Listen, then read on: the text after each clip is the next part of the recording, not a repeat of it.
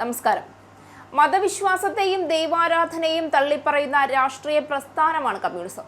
വിഗ്രഹം വേണ്ട, ദൈവം വേണ്ട, വ്യക്തിപൂജ വേണ്ട എന്നതാണ് പ്രത്യയശാസ്ത്രത്തിന്റെ പ്രഖ്യാപിത നിലപാട്. പക്ഷേ കേരളത്തിലെ ഇടത് രാഷ്ട്രീയത്തിന്റെ കഴിഞ്ഞ കുറച്ചുകാലത്തെ കാഴ്ചകൾ കാണുമ്പോൾ ഒരു സംശയം സ്വാഭാവികമായി ഉയരും. ദൈവമില്ല എന്ന് പറയുന്ന പാർട്ടിക്ക് ഒടുവിൽ ഒരു ദൈവത്തെ കിട്ടിയോ? വിഗ്രഹമില്ലാത്ത ആ ദൈവത്തിന്റെ പേര് പിണറായി വിജയൻ എന്നാണോ? കമ്മ്യൂണിസ്റ്റ് പ്രസ്ഥാനത്തിന്റെ പാർട്ടി ഓഫീസിൽ ഇന്ന് വിഗ്രഹമില്ലാത്ത ദൈവമാണ് പിണറായി എന്ന് വേണം പറയാൻ. അങ്ങനെയുള്ള പിണറായിക്ക് അല്ലെങ്കിൽ അദ്ദേഹത്തിന്റെ മകൾക്കുമെതിരെ ഇത്രയും തെളിവുകളോടെ ഒരു കുറ്റകൃത്യം ആരോപിക്കപ്പെടുമ്പോൾ ഇപ്പോഴും പാർട്ടിയുടെ ഉന്നത സ്ഥാനത്ത് പിണറായി ഇരിക്കുന്നു എന്നത് തന്നെ പാർട്ടിയെ സംബന്ധിച്ചിടത്തോളം, പാർട്ടിയെ വിശ്വസിക്കുന്നവരെ സംബന്ധിച്ചിടത്തോളം ഏറ്റവും നാണക്കേടുണ്ടാക്കുന്ന, തലകുനിച്ചു നിൽക്കേണ്ടി വരുന്ന വസ്തുതയാണ് എന്ന് വേണം പറയാൻ. പാർട്ടിക്കുള്ളിൽ പിണറായി വിജയനെ ചോദ്യം ചെയ്യാൻ മടിക്കുന്ന രാഷ്ട്രീയ സംസ്കാരം വളർന്നു വന്നതും അദ്ദേഹത്തിന്റെ കുടുംബവുമായി ബന്ധപ്പെട്ട ആരോപണങ്ങൾ ഉയരുമ്പോഴെല്ലാം പ്രതിരോധ കവചമായി അണികൾ മുന്നിൽ നിൽക്കുന്നതും കേരളം കണ്ടതാണ്. എന്നാൽ ഇപ്പോൾ കഥയിൽ നിർണായകമായൊരു മാറ്റം സംഭവിച്ചിരിക്കുന്നു.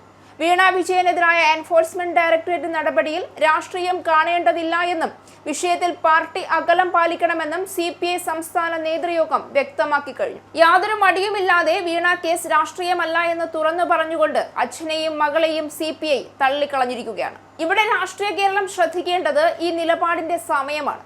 കാരണം ഇതുവരെ ഇടതുപക്ഷത്തിന്റെ പ്രതിരോധത്തിന്റെ പ്രധാന വാദം മറ്റൊന്നായിരുന്നു. ഇത് രാഷ്ട്രീയ വേട്ടയാണ്. CPM നേതാക്കൾ EDയെ രാഷ്ട്രീയ ആയുധമെന്ന് വിശേഷിപ്പിക്കുകയും പിണറായി വിജയനെ ലക്ഷ്യമിട്ടുള്ള നടപടി രാഷ്ട്രീയ പ്രേരിതമാണെന്ന് ആരോപിക്കുകയും ചെയ്തിരുന്നു.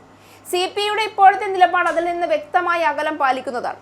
ഇപ്പോൾ ഇത്രയും കാലം രാഷ്ട്രീയ വേട്ടയെന്ന് പറഞ്ഞവർക്ക് മുന്നിൽ അതേ ഇടതു മുന്നണിയിലെ പ്രധാന ഘടകകക്ഷിയായ CPI പറയുന്നത് രാഷ്ട്രീയം കാണേണ്ട എന്നാണെങ്കിൽ ആരുടെ വാദമാണ് ഇനി കേരളം വിശ്വസിക്കേണ്ടത്? ഇത് പിണറായി വിജയനോ വീണ വിജയനോ കുറ്റക്കാരാണെന്ന് വിധിക്കുന്ന കാര്യമല്ല. അന്വേഷണവും കോടതിയും പറയേണ്ട കാര്യങ്ങളാണ് അത്.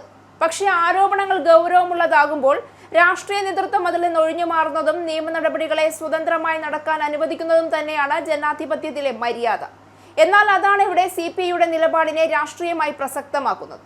CPI സംസ്ഥാന സെക്രട്ടറി ബിനോയ് വിശ്വം ഇതിനകം തന്നെ രാഷ്ട്രീയം വേറെ, ബിസിനസ് വേറെ എന്ന നിലപാട് വ്യക്തമാക്കിയിരുന്നു. CPIക്ക് ഇത്തരം നിലപാടുകളിൽ പങ്കില്ല എന്നും അദ്ദേഹം പറഞ്ഞിരുന്നു. ഇനി പിണറായി വിജയന്റെ പാർട്ടിയോടും അണികളോടുമുള്ള ചോദ്യം കൂടുതൽ കടുപ്പമുള്ളതാണ്.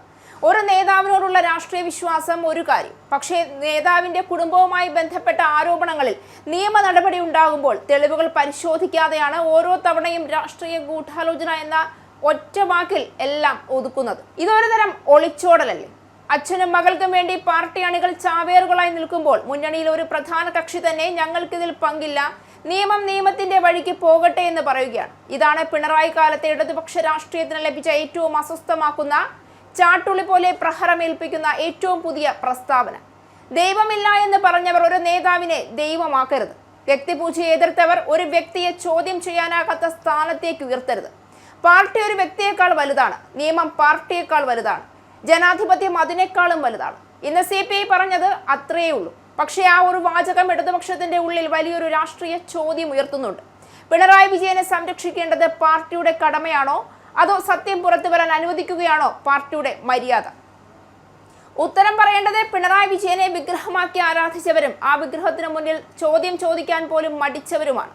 ഇനിയെങ്കിലും മിനിമം ഒരു മനുഷ്യന്റെ എങ്കിലും മര്യാദ കാണിച്ചുകൊണ്ട് പിണറായിയും പാർട്ടിയും രണ്ടും രണ്ടായി മുന്നോട്ട് പോകണം. തെറ്റ് ചെയ്തില്ലെങ്കിൽ, മടിയിൽ കനമില്ല എങ്കിൽ, കൈകൾ ശുദ്ധമാണെങ്കിൽ അഗ്നിശുദ്ധി വരുത്തി തിരിച്ചു വരണം നേതാവേ. അതാണ് മര്യാദ.